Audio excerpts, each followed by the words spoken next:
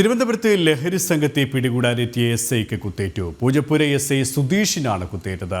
ഗുണ്ടാ നേതാവ് ശ്രീജിത്ത് ഉണ്ണിയാണ് ആക്രമിച്ചത്. പരിക്കേറ്റ എസ്ഐ മെഡിക്കൽ കോളേജിൽ ചികിത്സയിലാണ്. വിശദാംശങ്ങളുമായി ടിൻഡു ദാസ് ചേരുകയാണ്. ടിൻഡു, എപ്പോഴായിരുന്നു ഈ ഒരു സംഭവം? ഒപ്പം പരിക്കേറ്റ പോലീസ് ഉദ്യോഗസ്ഥന്റെ ആരോഗ്യനിലയും എങ്ങനെയാണ്? ഇന്നലെ രാത്രി 9 മണിയോടുകൂടി പാലോട് മിലിറ്ററി ക്യാമ്പിന് സമീപം, പാങ്ങോട് മിലിറ്ററി ക്യാമ്പിന് സമീപമായിരുന്നു സംഭവം നടന്നത്. ലഹരി സംഘത്തെ പിടിക്കാനെത്തിയ പൂജപ്പുര എസ്ഐ സുധീഷിനാണ് കുത്തേറ്റത്. ഗുണ്ടാ നേതാവ് ശ്രീജിത്ത് ഉണ്ണിയാണ് സുധീഷിനെ ആക്രമിച്ചതെന്ന വിവരമാണ് ഇപ്പോൾ പുറത്തു വരുന്നത്.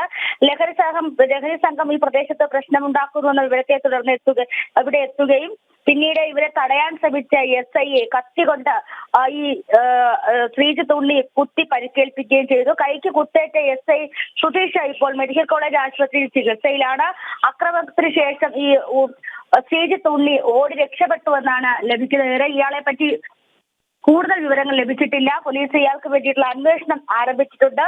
സുധീഷ് നിലവിൽ ഗുരുതര അവസ്ഥയിലല്ല, കൈക്കാണ് കാര്യമായി പരിക്കേറ്റത്. നിലവിൽ ചികിത്സയിൽ തുടരുകയാണ്. KP ശരി, ടിൻഡു ആണ് വിശദാംശങ്ങൾ നൽകിയത്.